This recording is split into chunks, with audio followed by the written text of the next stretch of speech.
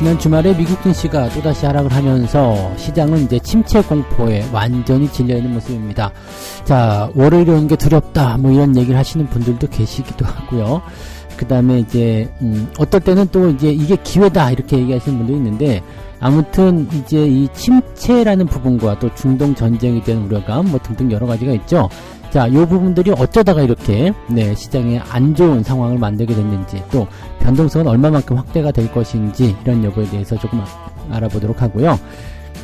중동 전쟁 그리고 경제 침체 이 두 가지 부분을 놓고서 유가는 지금 어디로 갈 것인지를 모르고 방향성이 애매하게 흘러가고 있습니다. 중동 전쟁이 일어나게 된다면 아무래도 유가가 올라갈 것이다 라는 얘기가 있는 거고요. 경기 침체가 나오게 되면 수요가 줄기 때문에 유가가 떨어질 것이다.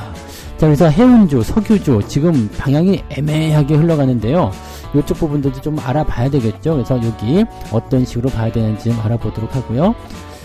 실적이 좋아도 주가가 하락하는 경우들이 요즘에 계속 나타나고 있다고 합니다. 어닝 서프라이즈 기업 중에서 한 60% 정도가 오히려 주가가 떨어졌다. 특히 하이닉스 같은 경우는 엄청난 실적을 냈음에도 불구하고 또 엄청나게 하락을 해버렸거든요. 그러니까 이렇게 실적이 좋아도 주가가 하락하는 이유는 뭐냐?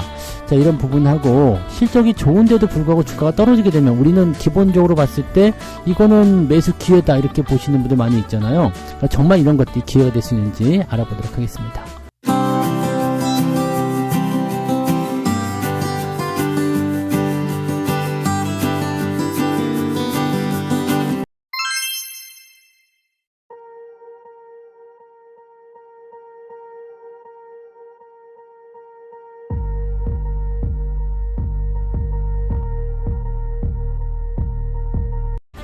네, 반갑습니다. 자, 오늘은 8월 5일이고요. 네, 월요일입니다. 날씨가 너무너무 덥습니다. 그죠?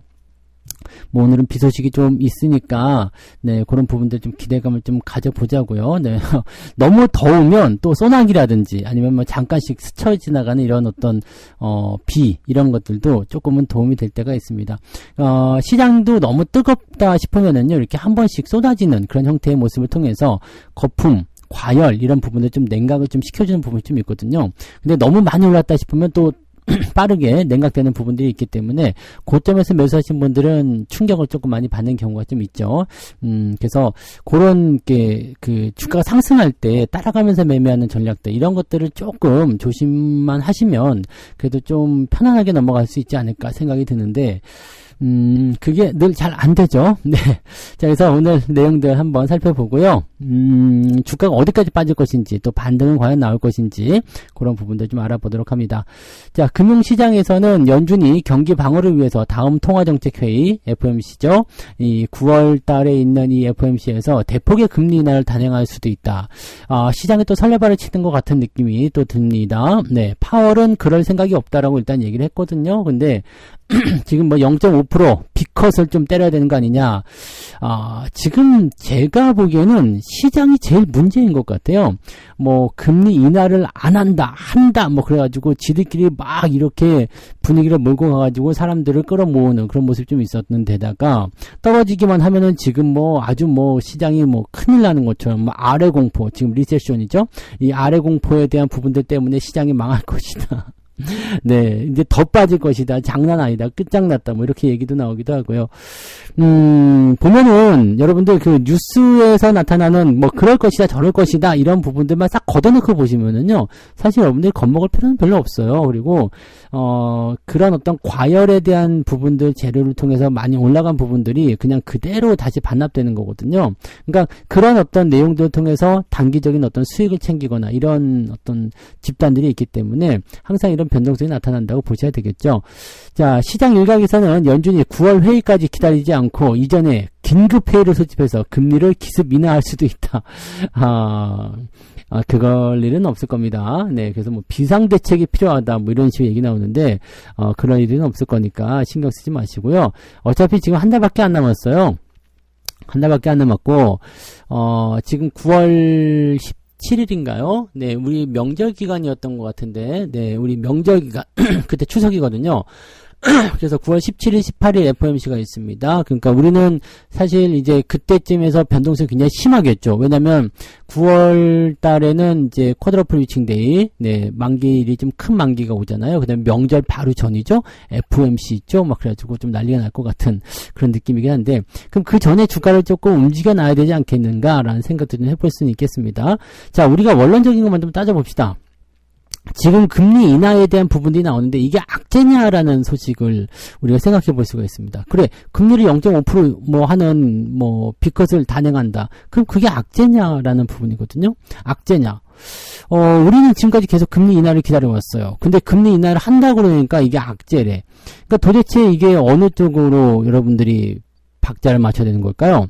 금리가 계속 높아서 고금리 기조, 금리를 안 내린다 해가지고 계속 악재 요인이었다라고 얘기했었는데, 이제는 금리를 내리겠다, 그것도 많이 내린다라고 하는데 이걸 도리어 악재다라고 얘기를 하고 있는 모습이고, 또 시장에서는 9월달, 11월달에 잇따라서 그냥 0.5%씩 0.5%포인트 이 정도씩 낮춰가지고 0.25가 아니죠. 0.5씩 낮춰가지고 그냥 올해 안에 1에서 1.25까지 12월까지 쭉 해가지고 금리 인하 3번, 그 중에 비컷 2번 이렇게 할 수도 있다. 뭐 이런 얘기를 나오는데 그렇게 낮추면 좋은 거 아닌가요? 네, 경기 부양이잖아요. 어쨌든 네, 금리 인하는 경기 부양으로 보셔야 됩니다. 물론 채권 시장이 위축된다거나 등등 나올 수 있겠습니다만, 채권 금리가 급격하게 떨어지는 모습들, 이거 여러분들 그동안 계속 기다렸던 거 아닌가요? 근데 왜 이걸 갑자기 또 악재라고 얘기를 하고 나오는 걸까? 이 시장이라는 게 그런 거거든요. 네, 금리가 떨어지게 되면 어떻게 돼요?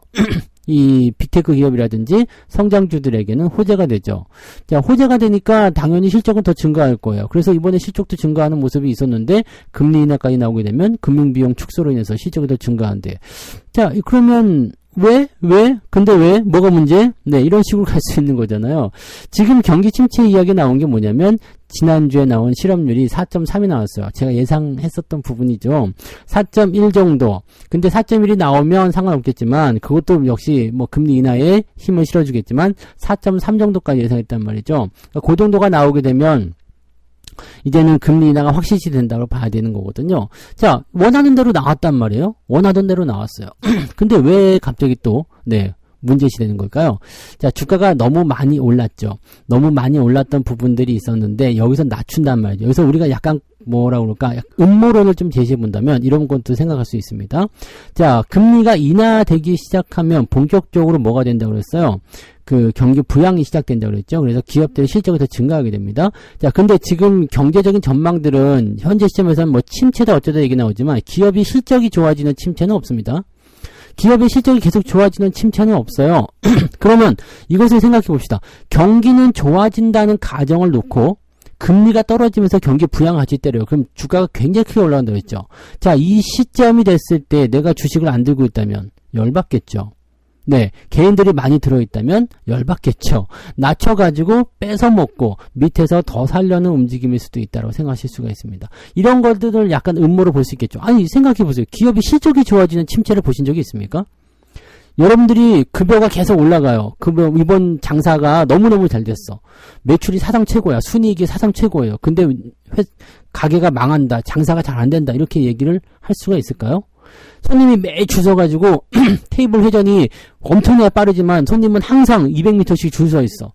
근데 장사가 안 된다. 우리 가게가 문 닫을 것 같아요. 라고 이야기를 할 수 있을까요? 기업 실적이 좋아지는 침체는 없습니다.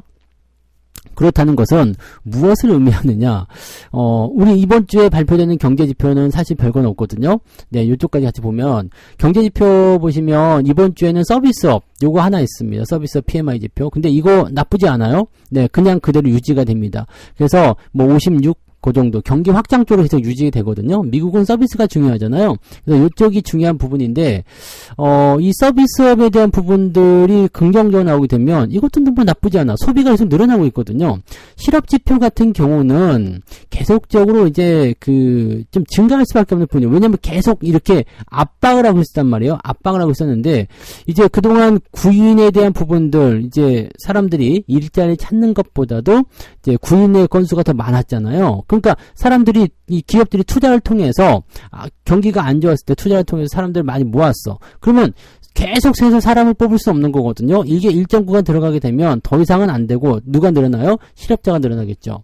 자, 이런 단계로 당연히 들어가는 겁니다. 그러면 실업률이 단순하게 늘어났다 해가지고 부담을 느낄 것이 아니라 여기서 그 연준이나 이런 쪽에서 금리 인하를 때려주게 되면 또 이 투자를 아직 안 하고 있었던 기업들 같은 경우는 금리가 낮아짐에 따라서 투자를 확대하게 되고 다시 일자리를 뽑게 되겠죠. 자, 이런 식으로 굴러가게 되는 거거든요. 자, 그러면 지금 현재 이 부분은 우리가 예상했던 그대로 올라가고 있고요. 나쁘지 않아요. 그 다음에 서비스업 쪽에서는 경제지표가 나쁘지 않습니다. 네, 긍정적으로 잡혀 있어요. 그래서 매출이나 어떤 전체적으로 그 소비 이런 부분들이 긍정적으로 나타나고 있기 때문에 여기서 경기 침체 이야기를 한다는 게 약간 애매한 거 아니냐라는 생각이 저는 좀 있습니다. 왜 경기 침체 얘기가 왜 나오고 있는지 잘 모르겠어요. 솔직히 얘기해서. 지금 뭐 중동 지역에 위기감이 있으니까 그 부분을 가지고서 얘기한다 그러면은 뭐 그래도 어느 정도 납득할 수 있을 것 같아요. 근데 이 부분은 그렇지 않습니다. 네, 그리고 실제로 이제 기술주나 또는 이제 소비주들 실적들이 그렇게 나쁜 건 아니거든요. 네, 실적이 좋은데도 불구하고 오히려 주가를 때리고 내려갔기 때문에 이거를 나쁘다고 생각하기 좀 애매하겠죠. 네, 지금 이제 연준 실수론 금리를 더 빨리 압박해야 된다 뭐 이런 거. 자, 이런 부분들인데 금리를 이번 7월에 동결한 것이 실수였다 뭐 이런 얘기들 이제 와서 막 하고 있는데요. 네, 9월에 해도 돼요. 9월에 해도 되고 0.5% 인하를 하면 그게 시장이 꼭 나쁘다고 우리가 판단할 부분이 아닙니다. 그래서 도대체가 이해가 안 가는 네, 그런 부분들이 지금 만들어지고 있어요. 그러니까 이거는 뭐냐면 주가를 떨어뜨리기 위한 단기적으로 많이 올라간 주가를 일단 낮추기 위한 그런 부분이라고 보시면 되는 것 같고 왜 낮추려고 하느냐에 대한 것을 우리가 판단해야 돼요. 주가를 왜 낮추려고 하는 걸까? 저렇게 낮춰가지고 뭘 하려는 걸까라는 것을 우리가 생각하셔야 돼요. 그게 지금 봤을 때 경기 부양이나 또는 이런 순차적인 부분들로 갔을 때 기업 실적이 계속 늘어난다. 경기 부양이 늘어난다. 자, 이 상태면은 주가가 올라가는 게 당연한 공식인데 왜 주가를 낮추려고 하는 걸까? 더 싸게 살려는 것밖에 지금은 나오지 않잖아요. 네, 저는 그렇게 생각을 하고 있어요. 네, 업황이 나빠진다거나 그런 모습이 없기 때문에 지금 리세션을 생각하면서 막 그 아래 공포니 뭐니 이런 공포가 들어왔을 때는 굿세우시다. 오히려 이런 부분을 통해서 주가 떨어지면 더 주워 담아야 되는 거 아닌가 싶은 생각이 들 수밖에 없겠죠. 네, 자, 그 다음에 우리나라 증시 같은 경우는 이번 주 밴드를 2700에서 2830입니다. 지금 현재 주가는 2600포인트죠. 2670포인트 정도 나와 있나요? 지난번 마감이 2676포인트로 마감됐네요. 자, 그러면 2700에서 2830 하단 밴드가 2700이에요. 그럼 일단 올라서 시작하자 이런 부분이 되는 거잖아요. 자, 지수 포인트가 2700 정도, 최소한 2700이다라는 것은 이번 주에는 일단 주가가 올라갈 거다는 전망을 하고 있어요. 자, 이번 주 만길이 있습니다. 만길이 있음에도 불구하고 2700을 하단으로 잡고 지금보다 높은 수치, 그 다음에 그 상단 포인트는 2830을 잡았습니다. 자, 하단으로 가든 상단으로 가든 무조건적으로 뭐가 들어올 수밖에 없어요? 금융투자의 매수가 들어올 수밖에 없는 그런 상태가 되었다. 자, 주가도 많이 내렸기 때문에 거기에 대한 어느 정도 기술적 반등이 됐든 뭐든 나올 수 있겠는데, 자, 지수가 저렇게 강하게 상승을 해주려면 어느 쪽으로 와야 돼요? 대형주 쪽에 매수가 들어와야 되거든요. 근데 지금 2차전지 쪽은 살짝 맛이 갔다 치면 반도체, 자동차 또는 이제 바이오 뭐 이런 쪽으로 해서 매수가 들어갈 수 있겠죠. 지금 바이오 쪽이 워낙 강하는 모습이 좀 보여줬는데 이쪽에서 살짝 뒤틀린다 그러면은 반도체 쪽이 그동안 너무 내렸기 때문에 반등이 나올 수도 있겠죠. 뭐 기술적 반등으로 조금만 올라가서 그냥 유지만 된다고 하더라도 낙폭을 모두 회복하지 않는다 하더라도 어느 정도 반등을 기대해 볼 수 있는 내용이 되지 않겠습니까? 그래서 그런 정도 보시면 되고, 현재로서는 이제 실적 좋은 상태에서 떨어진 기업들이 워낙 많이 있기 때문에 오히려 이런 부분들을 적극적인 매수 포인트를 봐야 되느냐 이런 내용들 좀 봐야 되겠죠. 낙폭 과대 업종인 반도체, 자동차, 인터넷, 2차전지 이런 것들을 트레이딩 기회로 삼아야 할 것이다 라는 얘기가 나오고 있고요. 자, 지금 가장 문제는 이제 이란의 어떤 그 이란과 이스라엘 또 이런 중동 지역의 전쟁 위기잖아요.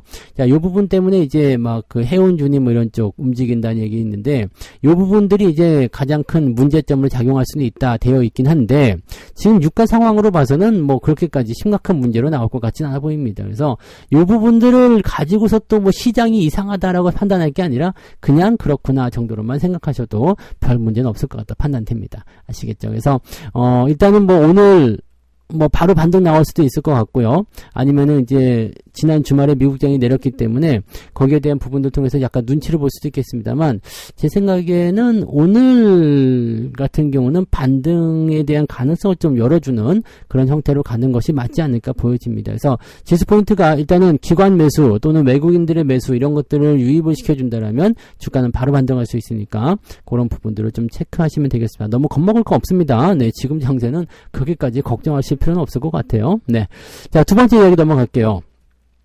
자, 5차 중동전쟁 위기가 있고요. 그 다음에 미국 경기 침체 둘 중에 하나 어쩌면 둘 다 이렇게 나올 수가 있는데 이 두 가지 부분을 가지고서 석유주 해운주들이 들썩들썩하고 있다.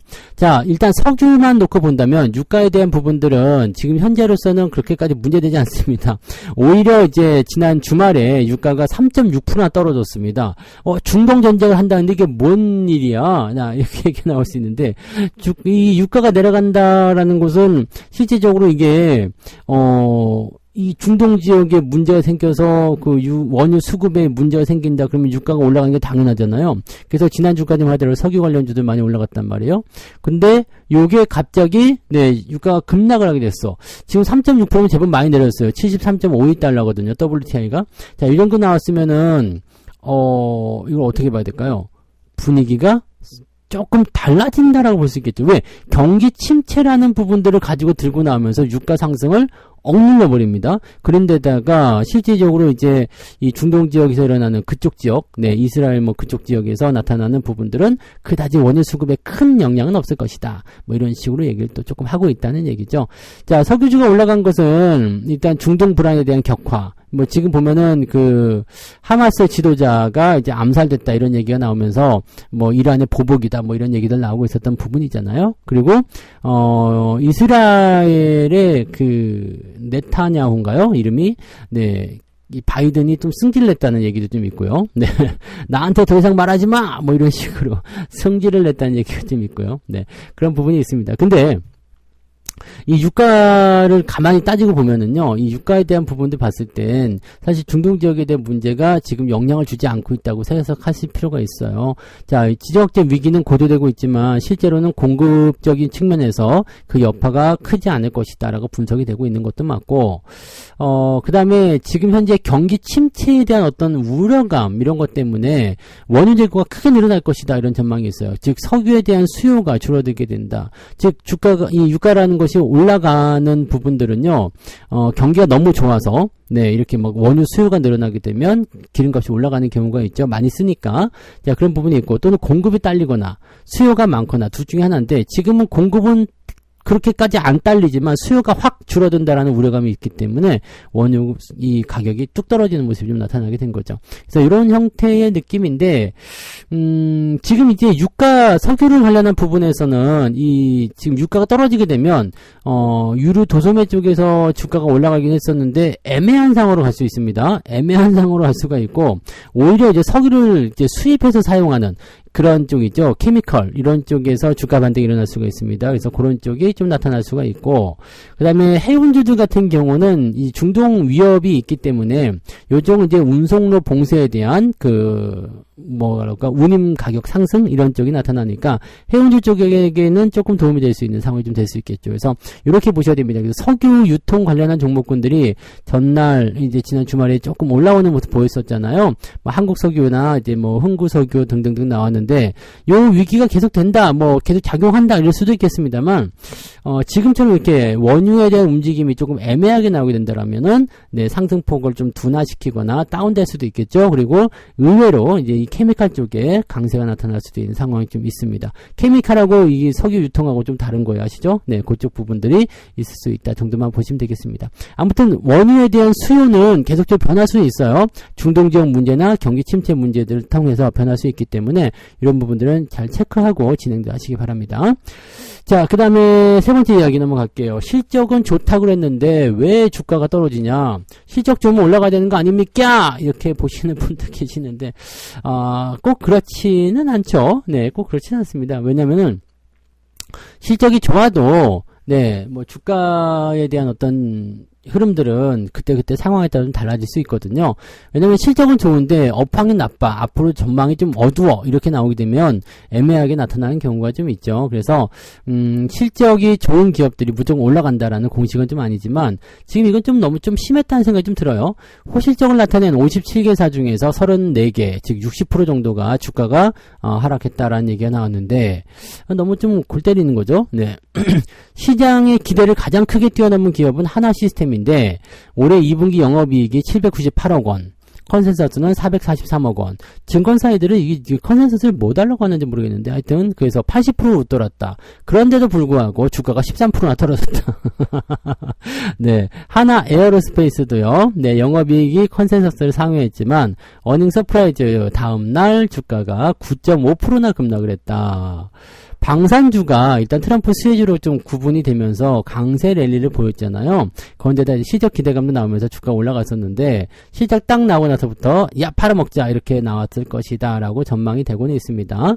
자, 일단 올라온 것만 팔아먹었으면 괜찮아요. 이런 것들은 그래도 상승한 부분들을 반납했다. 그럴 수 있죠. 왜냐면 이제 너무 올랐다는 느낌이 있으면 차익 실현이 나타날 수도 있고 실적을 앞에 두고서 이제 차익 실현하는 경우도 많이 있으니까. 그래서 이 방산주들은 그래도 그나마 좀 낫지 않나 싶은데 문제는 어디냐? 반도체지. 네. 반도체 종목은 실적이 엄청 좋았어요. 삼성전자 10조 원, 네. 하이닉스 6조 원대, 네. 한미반도체, 뭐 기가 막혔죠. 근데 지금 삼성전자는 실적 발표 이후에 6% 정도 내렸고요. 하이닉스는 무려 17% 하락했습니다. 한미반도체는 15% 하락했고요. 이게 지금 너무 어이가 없는 내용이라고 보셔야 될 것 같아요. 자, 가장 뜨거웠던 섹터가 반도체 종목이었다. 그만큼 실적이 생각보다 많이 잘 나왔어야 했다라고 얘기를 했는데 많이 잘 나왔지 않나요? 네, 이 정도면 엄청 잘 나와요. 예상치보다 더 잘 나오고 더 잘 나오고 이거보다 더 어떻게 더 잘 나와. 그러니까 이게 사실은 어떻게 보면 그냥 핑계거리고 말이 안 되는 거예요. 실적이 솔직히 얘기해서 삼성전자 하이닉스가 지금 이번 분기에 이 정도보다 어떻게 더 잘 나옵니까? 이 정도만 해도 깜짝 놀랄 정도였는데 이거보다 더 잘 나올 수가 없지. 근데 여기보다도 더 많이 이건 욕심이죠. 네, 욕심이고 지금 그러한 부분들이 계속 반영이 되면서 주가를 좀 생각보다 더 많이 올렸기 때문에 조정이 나오는 것이다 라고 보시면 됩니다. 근데 이거는 어차피 3분기 실적은 더 좋아지거든요. 네, 3분기 실적은 지금보다 더 좋아요. 그러니까 그런 전략으로 보시면 되는 거고 최근에는 이제 주가를 떨구기 위해서 뭐 AI 업종에 대해서 아니면은 그 미국 빅테크 기업에 대해 미국 빅테크 기업도 마찬가지예요. 실적 좋은데 왜 떨어지냐고. 실적 좋은데 망해간다는 건 도대체가 말이 안 나오는 거잖아요. 그러니까 요런 내용들이 지금 AI 쪽에서 악재가 있어요? 없어요? 없어요. 네. 실적 좋은데 AI 쪽에서 나온 유일한 악재가 뭐예요? 빅테크 기업들이 AI 쪽에 투자를 하는데 이 투자한 거에 대한 성과를 빨리 내놔라는데 이번 분기에 투자한 거를 성과를 내놔라. 그래서 메타가 보여줬죠. 우리 투자를 했더니 실적이 잘 나왔다. 됐고 다른 거 내놔라. 이렇게 되는 거거든요. 그러니까 요거는 사실적으로 보게 되면 그냥 뭔가 음모론적인 부분이 좀 있다고 생각합니다. 왜냐면 정상적이지 않아요. 앞으로 좋아지고 지금도 좋아졌고 앞으로도 좋아진다. 그리고 계속 좋아진다. 뭐 내년도까지 좋아진다. 실적 수급 전혀 문제될 게 없는데 주가가 쾅 하고 떨어졌다. 이런 부분들은 뭔가 조금 대량의 어떤 매도를 통해서 아니면은 주가 수준이 너무 높기 때문에 아래쪽으로 낮춘 이후에 다시 움직이려는 그 포인트라고 보셔야 되겠습니다. 앞으로 좀 불안정하다라든지 그런 게 있으면 주가 떨어진다라고 생각할 수 있는데 전혀 그런 부분이 없거든요. 그러니까 이거는 그냥 단순 수치상의 어떤 부분이 아니라 업황에 대한 포인트라고 보셔야 되기 때문에요. 그렇게 나쁘지 않을 것 같습니다. 자, 그 다음에 조선주 쪽 같은 경우는 실적 발표가 나서 주가가 올랐어요. 근데 지금 좀 떨어지고 있죠. 네, 이런 부분들. 그러니까 실적이 좋은데 주가가 떨어지고 있다라는 것은 어떤 의미를 보게 되면 너무 웃기는 이야기 중에 하나다라고 보실 수가 있습니다. 그래서 지금 당장 시점이 피크 아웃치를 찍고 즉 정점을 찍고 이제 내려올 수밖에 없는 상황이다라고 한다라면 충분히 여기서 고민할 필요가 있어요. 실적이 이제 안 좋아진다는데 다음 실적까지 그래도 좀 지켜볼까? 아니면 지금 팔아먹을까? 이 고민할 수가 있는데 실적이 지금보다 다음이 더 좋아.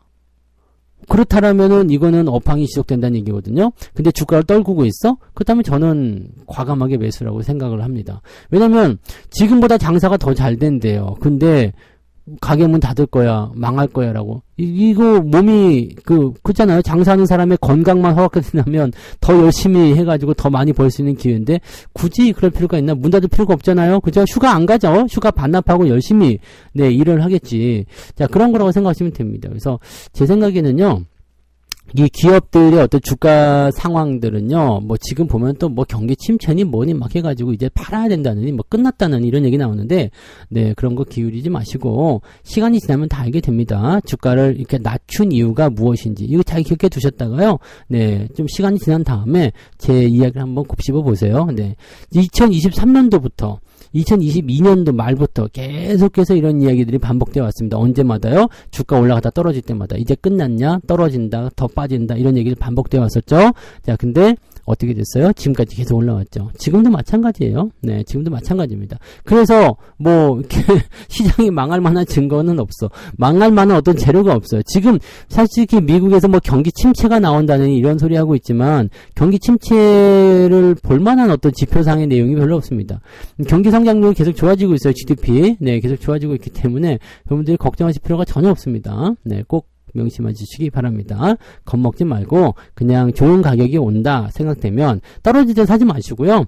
생각보다 더 많이 떨어질 수 있잖아요. 그러니까 그럴 때 사지 마시고 기다렸다가 대응하시면 되는 거예요. 자, 이렇게 해서 세 가지요. 침체 공포, 변동성 확대, 중동 전쟁, 유가, 그다음에 실적, 주가의 폭락 이런 것들에 대해서 종합적으로 말씀을 드렸는데 그냥 원래 하신 대로 하시면 됩니다. 원래 하신 대로 하시면 되고 많이 올랐을 때 또 많이 올라갈 때 그렇게 따라가면서 매매하시는 거 그런 것들만 안 하시면 솔직히 얘기해서 지금 주가가 위에서 많이 내려왔다고 하지만 저점권에 매수하신 분들 같은 경우는 그렇게까지 큰 타격이 없어요. 그냥 올라간 게 내려온 것 뿐이에요. 수익이 많이 났던 게 내려왔을 뿐이거든요. 그러니까 그거 가지고 큰일 났네 이렇게 호들갑 떨 필요가 없죠. 그냥 수익이 났던 게 조금 까여서 아쉬워 이런 정도라고 생각하시면 됩니다. 그리고 나서 올라가면 더 큰 수익으로 보답이 되는 거죠. 자, 책 한 곡지 마무리합니다. 고수익의 비결은 상승하는 주식을 최대한 오래 가지고 있는 것이다.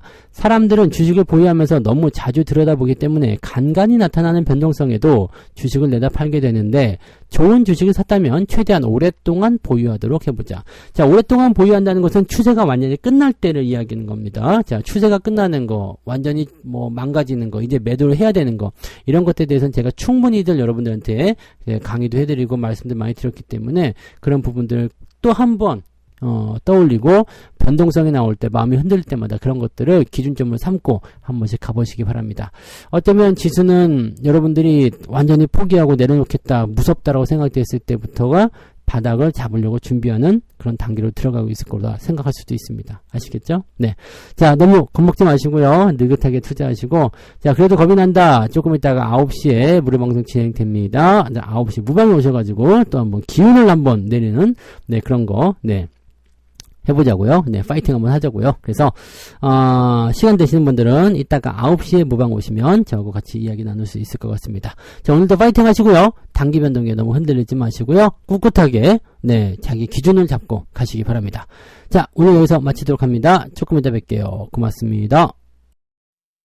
본 방송에서 제공되는 모든 정보는 투자 판단의 참고 자료이며 투자의 최종 책임은 본 방송을 이용하는 본인에게 있습니다.